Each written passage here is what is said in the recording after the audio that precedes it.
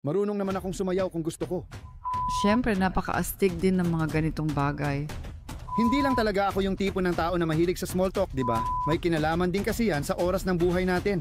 Parang na-recover ko ang buong taon kamakailan. At karamihan sa mga sakit na yon, hindi talaga kailangan. Maligayang pagdating sa Ang Mga Liebscher at Ang Mga Bracht, ang podcast kasama sina Roland Liebscher-Bracht at Dr. Petra Bracht. Ngayon, makikita nyo kami sa aming pinaka-pribadong anyo. Linggo ng hapon ngayon. At ang totoo ay talagang meron kaming isang Nagdiwang kami. magandang weekend. Nakatatapos lang namin tama. Kasi nagdiwang kami. Nasa isang kaarawan kami ng isang talagang napakabait at kahangahangang tao. 50 taon na siya. At mga 150 tao yata ang nandoon sa tingin ko. Sobrang saya kasi napakabubuting tao ng mga nandoon. At may live band din doon na sobrang galing tumugtog. Mahilig talaga ako sa musika at oo, masarap din ang mga pagkain namin. Nakakuha ako ng vegan na plato. Hindi ko alam kung napansin mo yon. Hindi kami magkatabi umupo, medyo magkakahiwalay kami. Sobrang saya talaga. At basta nagdiwang lang kami. Hindi naman kami umiinom ng alak. Si Roland, lalo na ako rin halos hindi. Hindi rin ako uminom kahapon dahil wala akong gana. Pwede namang magdiwang kahit walang alak. Oo, basta maganda ang tugtugin, di na kailangan ng alak. Oo, basta parang ang dami kong nasayaw. Ikaw, sumayaw ka rin ba? Ako, Sinubukan mo naman, di ba? sinubukan kong gawin ang Wiggy Shrit. Alam mo, marunong naman akong sumayaw kapag gusto ko, pero meron akong ganitong Wiggy Shrit. Pero kailangan ninyong malaman, parang isa talaga akong sayawing oso. Katulad ng sinabi ko, dati akong nagbalet at sumayaw din ako ng standard at sumubok din ako ng rock and roll at lahat ng mga ganong bagay. And si Roland ay hindi talaga ganon kasayaw. Kailangan kong sabihin, noon kasi, pagkatapos ng Abi, o kailan ba yon? Hindi, yun ay Hindi, bago pa yon. para sa kumpil o ganun. Uso noon ang paaralan ng sayaw dito sa Bad Homburg.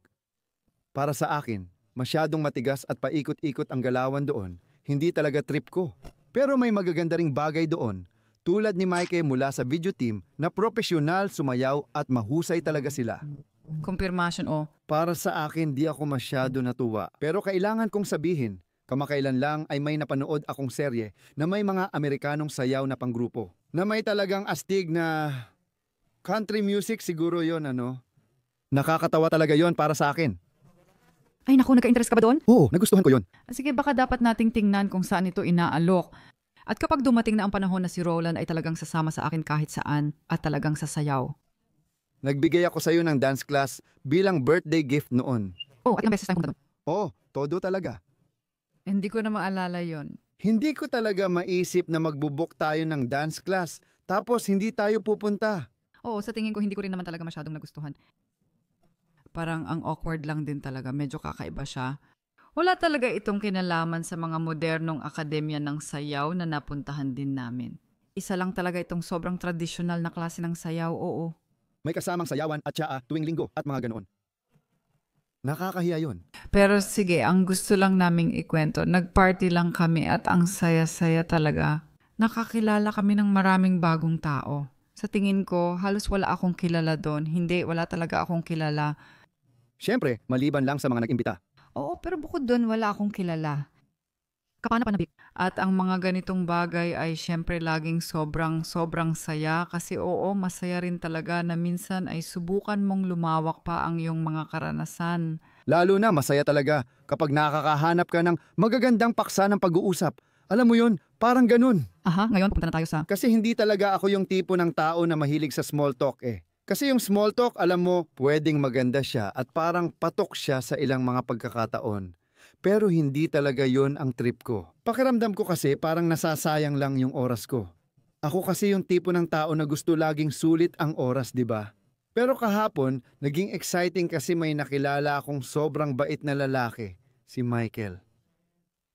Matapos ang 15 minuto, napunta agad kami sa seryosong usapan na gustong-gusto ko talaga. Tapos, napunta rin kami sa usapan tungkol sa realidad. Kung ano ba talaga ang realidad at mga ganong bagay. Napunta na talaga kami sa usapan tungkol sa quantum physics. At ang napansin ko kahapon, Ang host ay isang tao na talagang ginagamit ang puso niya sa ginagawa niya. Pero oo, At sinabi rin niya sa simula na siguradong sigurado siya na dapat tayong mag-usap at kahit yung mga hindi magkakakilala, dapat magkausap din. Dahil lahat ng mga tao na nandoon ay mga taong malapit sa puso niya at yun daw ang mag-uugnay sa atin at magiging maayos ang lahat. At tama siya doon kasi ang saya ng atmosfera at parang hindi siya basta pangkaraniwang usapan. Siguro dahil sa dati kong negatibong karanasan, naranasan ko na rin yun minsan. Pero may mga pagkakataon talaga sa mga ganitong okasyon na nakatayo lang ang lahat at mararamdaman mong puro mababaw lang ang usapan. Ibig sabihin, puro walang saysay lang ang usapan. Minsan okay din yon. Ayoko rin mawala yon. pero baka may kinalaman din yan sa pananaw mo. Totoo rin naman siguro yon. Iniisip ko rin yun kasi kapag lumalapit ka sa mga tao at palagi mong iniisip na maganda na makakilala ng bagong tao at makita rin kung ano ang nasa likod ng kanilang itsura at para sa akin sobrang nakakatuwa at nakakakilig yun. Ako rin. Kailangan lang, hindi ito dapat manatili lang sa ibabaw, ganoon. Oo, kaya dapat talaga, paano ko ba sasabihin? Dapat talaga ay magkaroon ng isang sama-samang kailangan talagang magtugma. Dapat tama ang enerhiya. Oo, kusa naman yun. Kaya pinipili mo lang ang mga taong gusto mong kausap at kapag nag-work, masaya ka. Tama. Halimbawa, may nakilala akong babae na sobrang interesting para sa akin. Isa siyang babae na matagal daw nagtrabaho sa television pero nagdesisyon siyang iwanan iyon. And ngayon, napunta na siya sa larangan ng coaching. At ang dami niyang naikwento sa akin na mga nakakatuwang bagay mula sa buhay niya. Kaya naisip ko, naku, ang dami palang nangyayari sa mundo. At may isang pangungusap doon kasi tungkol yun sa pagproseso ng trauma. Kasi palagi niyang sinasabi, akala niya wala siyang trauma. Pero dahil sobrang pagod na siya at inisip niyang may burnout siya, pumunta siya sa mga psychologist o psychotherapist o therapist at sinabi nila, uy ma'am, lahat meron ka pero hindi burnout ang meron ka. At naging sobrang interesante iyon kasi dumating siya sa punto na naisip niya at natuklasan niya para sa sarili niya na kulang siya sa kakayahang maramdaman ang saya sa ilang mga sitwasyon. Hindi niya talaga maramdaman o marating iyon at para sa akin sobrang interesante iyon. Naisip ko rin na baka marami ang nakakaramdam nito. At pagkatapos, ikinuwento niya sa akin na palagi rin yung mahirap para sa kanya kasi marami siyang naging karanasan. Minsan na siyang na-hold up ng ilang beses sa kanyang kabataan. Na-hold up? Na-hold up ako pero ayokong pag-usapan ngayon. Pagkatapos ng mga kaarawan, kapag may mga handaan, pakiramdam niya ay sobrang nag-iisa at walang laman pagkatapos. Wala na siyang nararamdaman noon.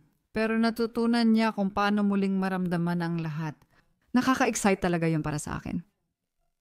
Isang babaeng hindi ko kilala dati, natuwa ako na ikinuwento niya sa akin yon. At sigurado ako, may ilang mga pangungusap na maalala ko rin kapag nakikipag-usap ako sa ibang tao. Kaya talagang nakakakilig at nakakatuwa ito. Tulad ng sabi ko, hindi naman ako tutol. Pero sa huli, may kaugnayan ito sa oras ng buhay. Ano yung nasa braso mo? Pakita mo nga. Saan? Diyan! Oh, ano yan? Sa tingin ko nung kanina. Nahulog kasi ako kanina. Nadulas ako kanina. Ay naku. Gusto ko sanang kunin yung mga libro ko sa itaas. At nung nandun na ako, hawak ko na yung libro tapos napunta ako sa... May bench press ako sa opisina na may pabigat. Kaya kahit saglit, makakapag-ehersisyo ako. Si Roland nga? Pagkatapos, hindi ako tumingin sa sahig. Alam kong may sahig doon. Hawak ko ang libro. Bumaba ako mula sa bench. Pero natapakan ko ang maliit na dumbbell na nandoon. Natapilok ang paa ko, siguro may nahawakan ako doon. Oo, pero hindi naman grabe. Hindi, walang nangyari. Ikaw lang ang nakakita, hindi ko nga napansin. Kasi doon... Balik tayo sa usapan. Tama, may kinalaman yon sa oras ng buhay. Yan ang diskusyon. Hindi ko alam ang nararamdaman nyo o edad nyo, pero sa isang punto, mahalaga na rin itong pag-isipan. May epekto rin ang librong ito, 4,000 linggo, doon. Kaya kung hindi nyo pa ito alam, sulit basahin. 4,000 linggo, hindi ko alam ngayon ang pangalan ng may akda. Madali nyo naman itong mahahanap. Maganda rin ang pagkakalagay sa pahina. Sa totoo, iyan ang tipikal na bilang ng linggo na meron tayo sa buong buhay. Tama. Nandyan lahat ng mga pag-iisip tungkol sa kung ano ang dapat bigyang pansin, kung ano ang hindi masyado, at iba pa. At mahalaga talaga na maramdaman mong nagagamit mo ng maayos ang oras ng buhay mo. Oo, Roland, pero ikaw kasi, gusto mo laging i-optimize lahat. Ikaw talaga ang optimizer bear ko, si Roland. Pero sa tingin ko rin, In-optimize ko pati kasal at asawa ko. ay Diyos ko, pina-optimize mo ako. Sige, malinaw. Pero natutuwa rin ako na mabuhay lang at magkwento ng kalokohan paminsan-minsan. Hindi ko naman kailangang laging mataas. Hindi ko sinasabing huwag kang magsalita ng kalokohan. Masaya at nakakatuwa naman iyon. Kaya nga, kamakailan lang sa isang video shoot, nagkaroon ako ng 12 minutong tawa ng tuloy-tuloy, nakita mo nga ng 4 na minuto lang iyon. Oo. Ang ibig kong sabihin, kapag masaya ang usapan, ang pagiging masaya ay isang magandang bagay din. Oo, sige. Pero para sa'yo, si Roland, isa rin yan sa mga kwento. Yung mga taong nakakakilala sa amin, hindi madali para sa kanila kasi kapag kasama nila kami, kumbaga kapag kasama si Roland, kapag nandoon din siya, palaging nangyayari na lagi talagang tungkol ito sa pagiging walang sakit tungkol sa kalusugan. Ano pa ang pwedeng pagbutihin? Saan pa pwedeng mag-improve? Anong paraan ng paghinga? Kung hihinga ka ba ng 3 beses, hihinga ng malalim at maglalabas ng 4 o 5 beses? Hindi, pinapalala ko lang. Pero tungkol din ito sa quantum physics. Oo, pero tungkol din ito. Sino tayo? Ano tayo? Oo, tama pati yun. Ano ang kawalang hanggan? Ano ang kalawakan? At iba pa at iba pa. Gusto ko lang sabihin mga magagaan na paksa lang, kaya Oo, pero hindi naman kailangang mababaw ang mga magagaan na paksa.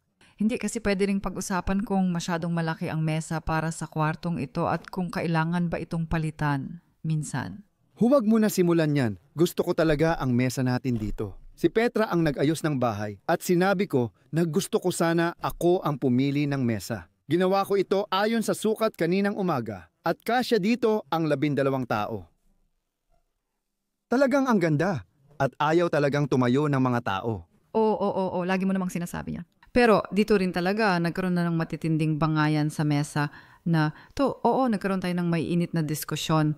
Sana nga, Kaya, ay nako, sige gusto ko lang sabihin na dapat talaga na pag-usapan din ang mga ganitong bagay. Madalas kasi seryoso na talaga tayo pagdating sa mga ganitong usapan. kailangan pa nating mas tumawa. Tama yan. Oo, sa tingin ko rin. Kamakailan, parang nabawi ko ang 1 taon sa 12 minutong tawa. Pero kung 12 minuto lang, Sumakit ang tiyan ko pagkatapos, nagka-muscle pain pa ako sa kakatawa. May mga tao na araw-araw tumatawa ng 15 minuto o kalahating oras dahil magkasama sila at may nakakatawang kwento o pangyayari. ganun yun, sobrang saya, ang galing, sobrang nag-enjoy ako. Ano nga ba ang tawag doon? Kapag sila, Hindi ko rin alam ngayon. sa mga salon na yon, may 2 magkaharap na hanay at magandang musika. Sa tingin ko, ang ganda nun. Iyan ay bagong kanta ni Beyonce. Ang pamagat ay Texas Hold sa tingin ko. Oo, ang galing, ang astig. Tuwing nagsasayawan sila, gustong-gusto ko talaga yon. Ganito yon. Oo, cowboy boots na lang talaga ang kulang ko dyan. Tingnan natin kung mabibili ko rin yan balang araw at makasali sa ganyang grupo. Pero ayos lang. Kami, naisip talaga namin na gusto naming manatili doon kasi nga, Gusto talaga naming doon. Kumuha kami ng kwarto sa hotel. Kasi sobrang layo nun. Pero ngayon alam namin, kailangan pa naming gumawa ng podcast na ginagawa namin ngayon. tama. Naisip ko, grabe, kung bukas pa tayo aalis, di rin natin alam anong oras tayo gigising. Tapos magmamaneho pa tayo ng 3.5 oras. Marami ring tao na nag-overnight sa hotel na yon. Ibig sabihin magkikita ulit tayo at malamang hapon na naman yon at Hindi na sana natin nagawa ang podcast na ito. Oo, at pagkatapos nakita tayo. Dahil sa inyo, umalis kami ng gabi, siguro mga 2:00. Mga alas 12, Umalis kami ng 12 at dumating ng 2:30. mga alas 12:30, tama. At kung araw kami bumiyahe, siguradong mas matagal pa sana ang biyahe namin kasi 3 oras din ang tinakbo namin papunta rito. Kaya okay lang, walang problema. Habang bumibiyahe kami. At nakita ko rin na nakakatuwa yon kasi parang nasabi ko na rin dati na madalang lang talaga ang oras namin na makapag-usap kami ng masinsinan. Kasi laging may kailangan gawin, laging may tanong, laging may humihingi sa amin at gusto ko ang ganitong buhay. Pero yung oras para sa isa't isa, Ganun talaga, minsan kulang na kulang. Pero kapag naglalakbay kami nasa kotse at sa ganitong oras, kasi wala nang tumatawag. Paraisong hawla, di mapasok. Oo, hindi ka rin makakatawag kahit kanino kasi pwede mo rin gamitin ang biyahe sa kotse para tapusin ang gawain. Kaya kagabi marami kaming oras para mag-usap at iyon ay maganda. Laging takot si Petra na makatulog ako sa oras na ito. Oo, ako ang nagmaneho papunta kaya si Roland ang kailangang magmaneho pabalik. Oo, Pero makakatulog ka rin. Hindi ako matutulog. Oo, matutulog ka. Kilala kita, pipikit ka rin. Ako magmamaneho palabas. Sige, basta ang mahalaga umuwi talaga kami. Si Roland ang nagmaneho. At naisip ko, hindi ko alam kung kakayanin ko kung hindi ako makakatulog pero kinaya ko naman. At marami kaming pinag-usapang mga nakakatuwang bagay na pareho naming Pinilit mo ako kaya gusto mo akong aliwin. hindi mahalaga ang dahilan, basta maganda at may kabuluhan ito. Kasi nag-isip din kami kung ano ang pwede naming gawin bukas para sa podcast o ano pa ang pwede naming gawin para mas maraming tao ang maabot ng podcast na ito. pero hindi lang ang podcast. Ano ba, sa pangkalahatan, ano ba talaga ang pwede naming gawin para mas maraming tao pa ang makaalam ng mga dapat nilang malaman, para makapagdesisyon sila kung ano ang pwede nilang gawin para sa sarili nila. Para sa kalusugan at laban sa sakit. Tama. May problema ako sa mga kwentong ito. Kailangan kong maging tapat kasi alam kong gusto ninyong malaman ang ginagawa namin. Pero sa akin, ganito kasi. Palagi akong nag-ehersisyo at nagte-training o kaya gumagawa ako ng mga video na nire-record ko o nagtuturo ako. Bukod doon, wala naman talaga akong ibang ginagawa. Pribado lang. Oo, pero kung pribado na may mga kwento, parang sinasagasaan mo na ang privacy ng mga kasama mo. Dahil doon, gusto kong hilingin na mag-iwan kayo ng komento tungkol sa nangyari noong nakaraang linggo. Lalo na sa inyo na nakakakilala na sa amin at alam kung ano ang ginagawa namin, yung mga nakaranas na at iba pa. Pauwi ako noon mula sa paggawa ng video, nasa loob ng kotse. 10 araw akong sunod-sunod na nag-shoot ng video ng walang pahinga. Sobrang pagod ako noon. Gabi na at pauwi ako. Madalas nakikinig ng radyo ng mga 8 minuto. At bigla kong narinig ang isang ulat. Yun ang araw ng sakit ng ulo. Araw ng sakit ng ulo. Parang mga 6 o 7 araw na ang nakalipas mula nung araw ng sakit ng ulo. At may narinig na naman akong sinabi na naisip ko, hindi talaga nila naiintindihan. Kasi tungkol ito sa isang tao na may ipinaliwanag. Maraming iba't ibang dahilan ng sakit ng ulo. At para sa inyong kaalaman, sa pagkakaalam ko, may mahigit 300 iba't ibang uri ng sakit ng ulo na na-define na ngayon. At napapakamot na lang ako sa ulo kapag naririnig ko na ganoon karaming uri ng sakit ng ulo. Nakakatawa yun kanina. Kasi alam ko, nakapagbiro na naman ako nang hindi sinasadya. Oo, ang galing. Kailangan ninyong tumawa, malakas. Ayan, may tawa na tayo ngayon. Oh, sige, malinaw. Siyempre. Ayokong pumasok sa detalye ngayon, pero isa itong malaking hindi pagkakaintindihan dahil sa palagay ko, sa palagay naming lahat, sa halos lahat ng kaso ng sakit ng ulo, pati na rin ang cluster at migraine, laging nauuwi ito sa tensyon ng kalamnan sa huli. At hindi ito napapansin, kaya bigla akong huminto. Binuksan ang hazard lights, tumabi sa kanan at gumawa ako ng isang kwento. Sinabi ko na ngayon ko lang ito narinig, ikinwento ko ang narinig ko. Tapos nagpatuloy ako sa pagmamaneho. May isa pang ulat tungkol sa pambabaeng football. Sa tingin ko, mataas ang antas ng laro noon. Sinabi doon na, yung babaeng football player, matagal na raw masakit ang tuhod niya. Ilang buwan na. At doon bigla ulit akong huminto at nagbigay ng komento tungkol doon. At ipinaliwanag ko. Isang tao na sobrang galing mag-football at matagal nang may sakit sa tuhod, karamihan sa mga sakit sa tuhod ay madali lang namang malunasan. Base sa aming karanasan, oo, at lalo na yung isang tao na sobrang inaalagaan pero hindi pa rin natutulungan. Ibig sabihin nito, sa totoo lang, may dahilan na hindi pa natutuklasan o hindi pa hinahanap. Alam naming bihira hanapin ang sobrang tensyon sa kalamnan at litid kaya ipinaliwanag ko na lang ito.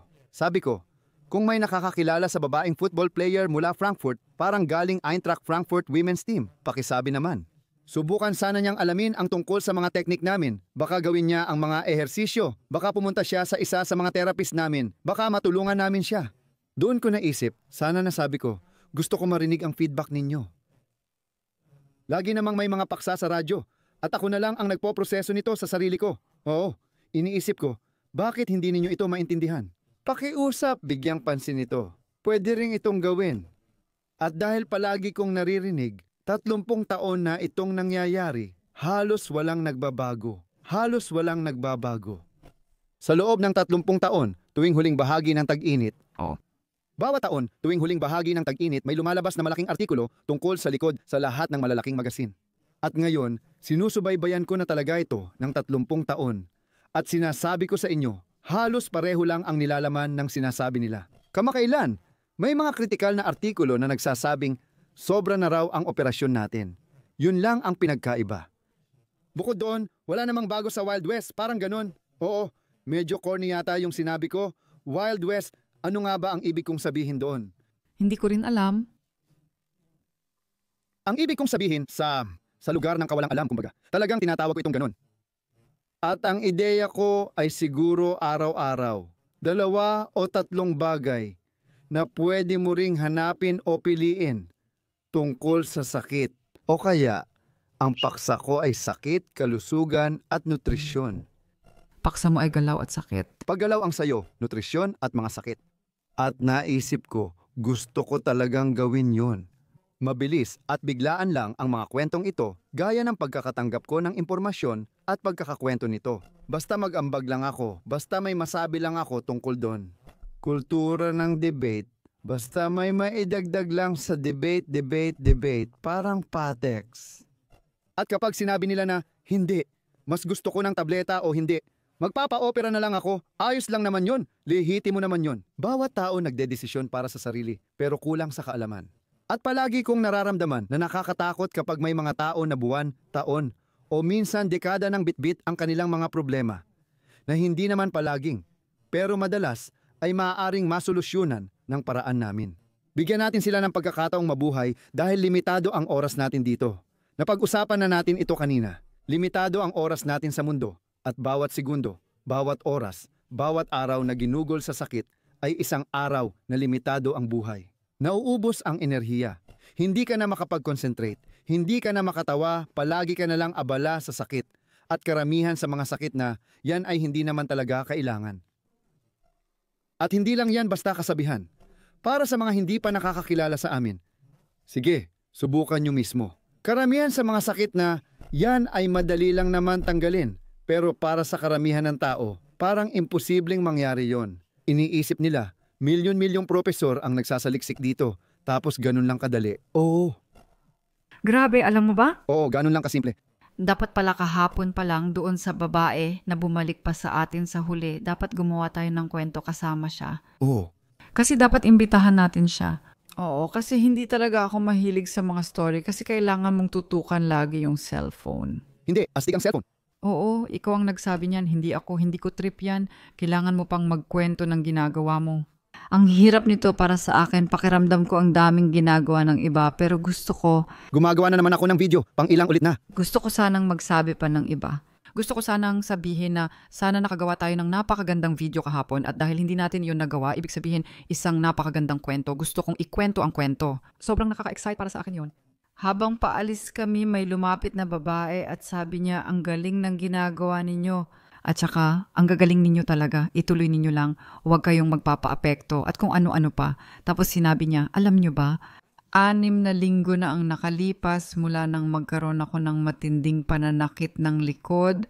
Tapos nagkaroon pa ako ng doble na slip disc. At pagkatapos, pumunta siya sa doktor pero aalis naman ang doktor para magbakasyon sa loob ng 2 araw. At sinabi ng doktor na kailangan talaga nating gawin ang isang minimal invasive na therapy at gagawin ito sa ilalim ng x-ray monitoring at iba pa para mawala ang pananakit ng likod. At para dyan, bibigyan ko kayo ngayon ng appointment. 6 na linggo siyang nawala, hindi ko alam kung bakit pero 6 na linggo pagkatapos.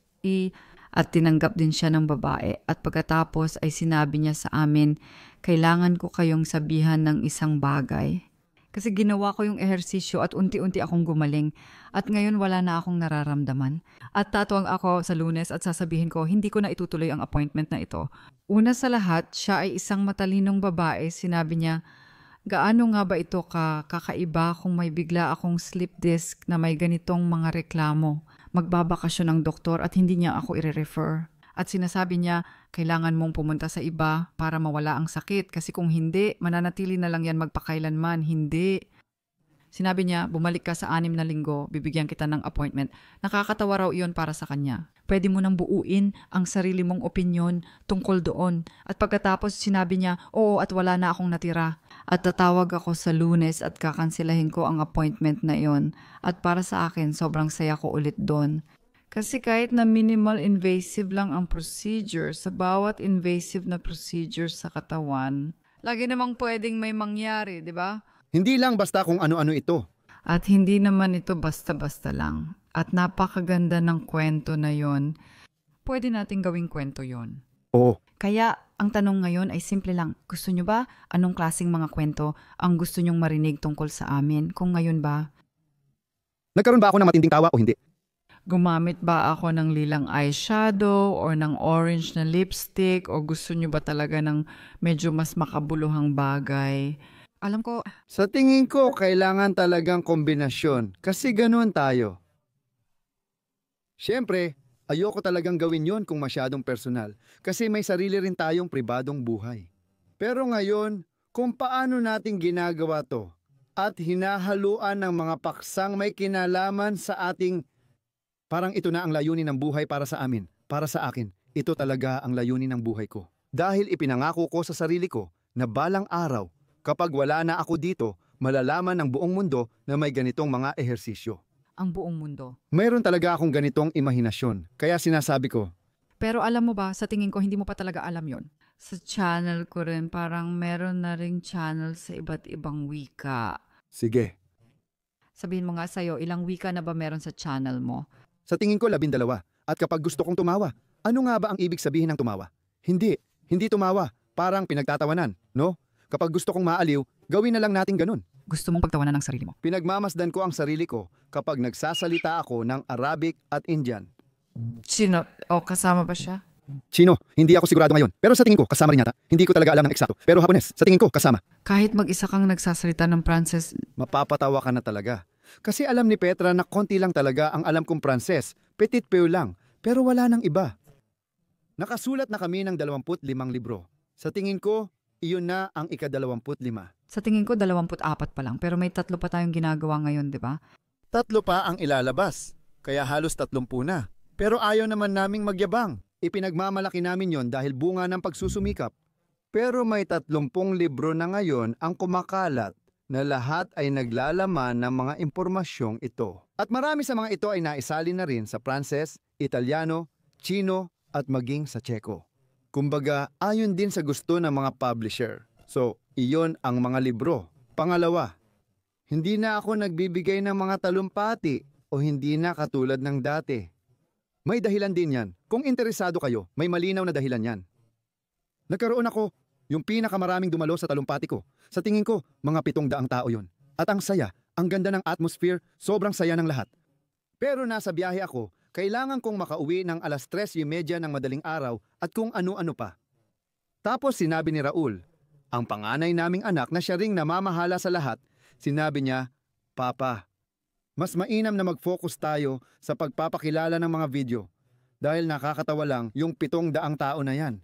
Sa parehong o mas kaunting effort, kaya mong maabot ang 70,000 tao. At doon ko agad naintindihan. Oo, maganda talaga yung face-to-face at kailangan din naman yun paminsan-minsan. Pero sa huli, sa pamamagitan ng social media, meron tayong napakalaking pagkakataon na mas maraming maabot ng mas kaunting oras. Hindi na kailangang bumiyahe, maghotel, mawala ng tulog at iwas sa lahat ng stress at abala na dala ng mga yon. Mga bintanang hindi natin mabubuksan. Mga bintanang di mabuksan, tama, palala na ng palalayan. Kapag pumupunta tayo sa mga hotel at hindi nabubuksan ang mga bintana at umaasa ka lang sa aircon, pakiramdam ko gusto ko nang lumabas agad at matulog na lang sa kotse. Pero syempre, depende rin yan sa panlasa ng tao. Doon lang talaga ako pupunta. Diyan, maaabot mo ang marami ng hindi kailangan ng malaking effort. Baka may iba pang pwedeng subukan. Kung isasama pa ang tungkol sa iba't ibang wika, gumagawa ako ng video sa Aleman, tapos ngayon ay medyo maganda na itong naisasalin sa 11 o 12 wika. Lalong kumakalat kaya maraming nangyayari at ginagawa. Sa tingin ko, pakiusap na magsabi rin kayo tungkol dito. Sa tingin ko, isa pa ito. Ang medyo kulang pa ay yung ginagawa natin ngayon, yung personal na pag-uugnay sa sarili nating karanasan at sa mga paksang meron tayo. Kay Petra, nutrisyon at mga sakit. Sa akin, paggalaw at pagiging malaya sa sakit, yun ang kailangan natin. Paano ko ba sasabihin? Parang kwento lang. Halimbawa, Siguro ideya yan. Ngayon lang, may naalala pa akong 2 ibang bagay nung sinabi mo yon. Sa tingin ko, ang social media ngayon hindi na talaga siya kadali. Kasi pakiramdam ko parang lahat ng tao nandoon na ngayon at bawat isa gusto rin makakuha ng parte sa tagumpay. And ang talaga ng hindi ko gusto at talagang talagang hindi ko gusto ay na ang na marami sa mga nasa social media ngayon, madalas nilang sinusubukan sumikat sa pamamagitan ng paninira sa iba. Kaya salamat sa Diyos, hindi naman ito nangyayari sa amin ngayon. sila mismo ang nakausap sa sarili. Hindi na ito nangyayari sa amin ngayon, pero dati naramdaman ko na isa kaming magandang komunidad. Ginagawa ng bawat isa kung ano ang kaya nilang gawin at minsan nag-iimbitahan kami sa isa't isa para mag-usap o ma-interview ng iba. Ganon din ako nagsimula noon kasama si Lars at marami pang iba ang sumali pagkatapos. Napakasaya at napakaganda noon at sana manatili itong ganito. Sana hindi na muling magsimula ang ganitong laban. Pero ayos lang, ito ganyan talaga at kailangan ninyong Mas kaunti ito kaysa sa iba. Oo, Mas kaunti talaga ito. hindi ko alam pero May isang panahon noon, dahil sa isang propesor na siya mismo ang nagbunyag ng sarili niya. hindi tayo ang tinutukoy ko pangkalahatan ng ibig kong sabihin. kausap ko kahapon ang isang dalaga na lumapit dahil kilala niya ako. Oo, at siya mismo ngayon, abala siya sa nutrisyon ng bituka at kabag. At pagkatapos ay sinabi niya na natatakot siya doon kasi pakiramdam niya hindi na siya makapagsalita kasi tuwing may sinasabi siya, may dumarating at ginagawa itong masama. Totoo ba? Oo, yun nga, ganun na talaga ngayon. Hindi naman natin yung alam o naranasan. Sa larangan ng media nagsisimula at medyo nalulungkot ako doon. Kaya naniniwala ako na siguro yung mga matagal na sa industriya katulad natin na baka may magandang pagkakataon tayo doon na patuloy pa rin tayong mapakinggan katulad ng dati kung paano tayo pinapakinggan noon. Alam mo, palaging may mga ganyan. pero sila Palaging may mga tao na gustong mapansin at ngayon ay nagsasalita ng masama para makisabay sa kasikatan ng iba na kanilang sinisiraan. Pero sila rin naman ang nagpaparusa sa sarili nila. Dahil hindi nila alam ang batas na huwag mong gawin, sa iba ang ayaw mong gawin sa'yo. At babalik din yan sa kanila. Babalik at tatama yan sa kanila. Yan ang batas, oo. At kung lahat sana ay naintindihan yon, siguro dapat gawing mas pampubliko yan. Para talagang maintindihan ng mga tao na aanihin nila kung ano ang itinanim nila. interesante talaga ang paksang yan. Nakaugat yan sa napakaraming katuroang Budhismo na ikaw mismo ang responsable kung paano ka tratuhin ng iba. Kapag naunawaan mo yon, kailangan mong maging positibo sa pakikitungo sa iba para positibo ka rin tratuhin. Ibang usapan na ito ngayon pero Hindi, gusto ko talaga ang paksang ito kasi ito ang una kong nabanggit kanina. Maraming tao ang sumasali sa social media pero minsan sila pa ang nag-aaway na ayaw ko talaga. At yung isa pa, napag-isipan ko na binibigyan tayo ng briefing, halimbawa kapag gagawa tayo ng podcast.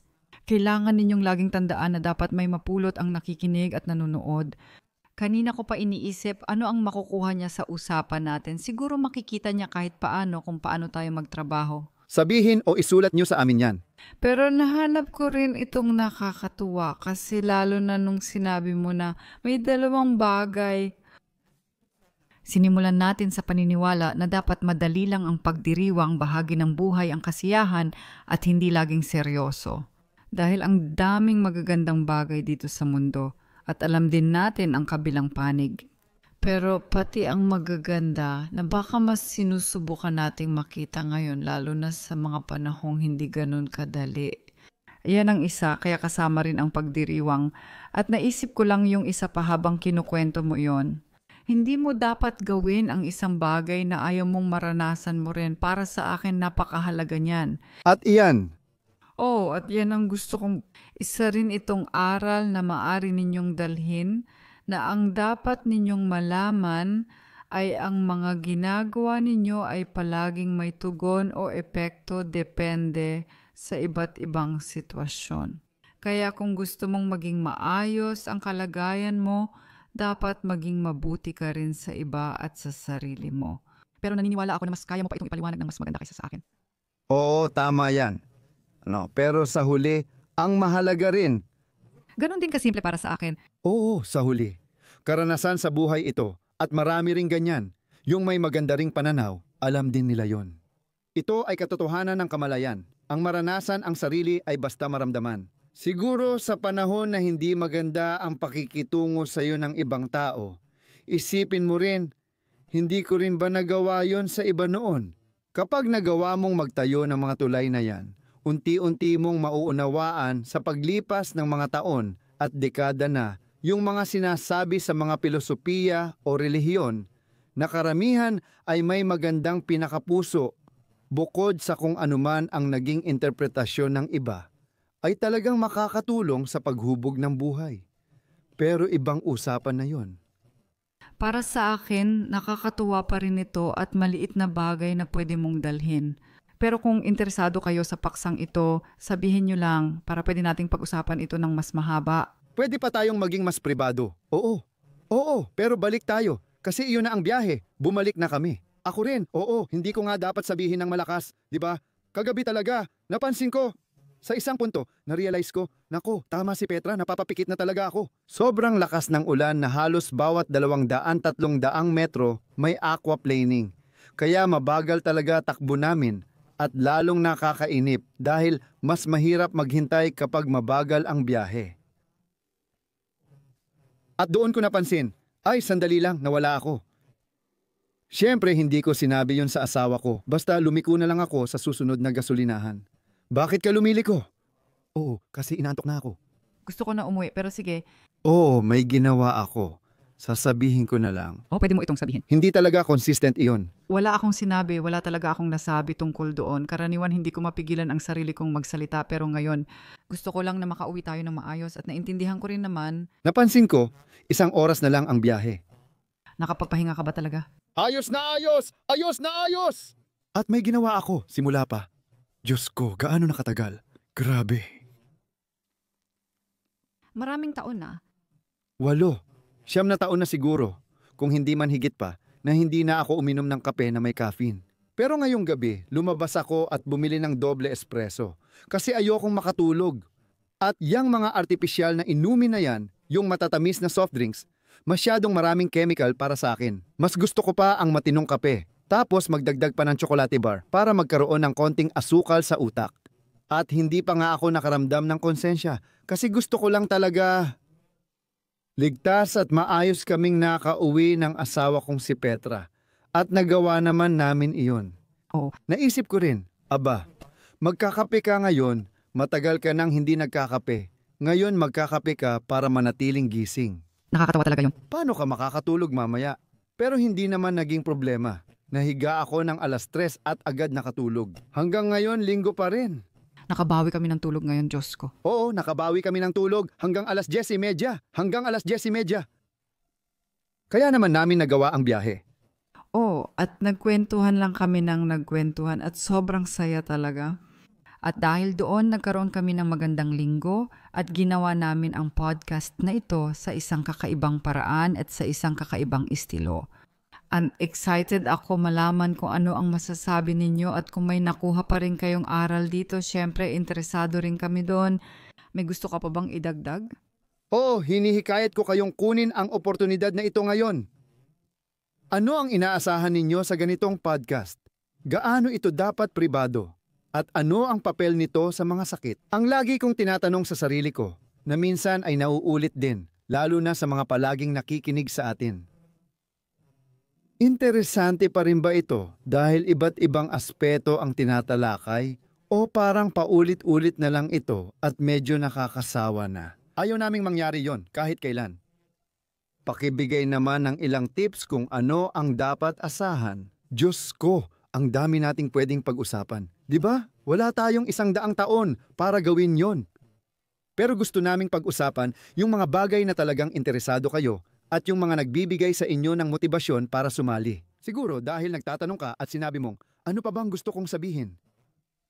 Tulungan nyo lang kaming ipakalat na may posibilidad na matulungan ang sarili sa karamihan ng mga sakit gamit ang pinakasimpleng mga ehersisyo.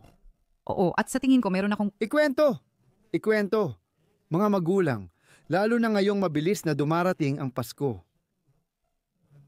Sa tingin ko, ako mismo ay buhay na halimbawa niyan. Kasi sumayaw ako buong gabi kahapon, oo.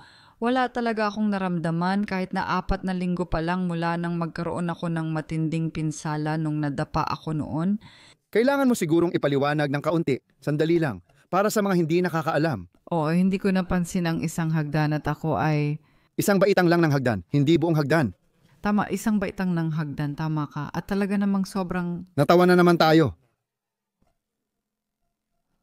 Talagang hindi sinasadya, parang napilayan ako at medyo masakit talaga. Pero ito ay kahapon sumayaw lang ako ng maraming oras at masaya naman. Habang bumibiyahe ako, muling sumakit ang paa ko. Pero siguro normal lang ito.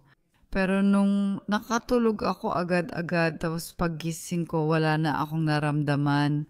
At gusto ko yon kasi medyo malala talaga yung naging injury ko noon. Oo naman, pagkalipas ng 4 na linggo, ayos na, di ba? Ano po? 4 na linggo lang, astig na agad, di ba? Mga 4 na linggo lang, ano? Oo, 4 na linggo at 2 araw. Oo. Gusto ko rin sanang ipaalam yan ulit. Sa tingin ko, ayos naman kami dito. Sana kayo rin, okay lang. At saka, magiging maganda rin kung ma-rate ninyo itong podcast na ito. Siyempre, sa Spotify at Apple, pero sana kung talagang nagustuhan ninyo. Kung hindi naman... Hindi na namin kailangan ng negative rating. Hindi, okay lang ang konstruktibong kritisismo. May natutunan din kami. Tama. Laging tanggapin ang mga konstruktibong puna dahil doon lang tayo gagaling at lalago. Sige, paalam.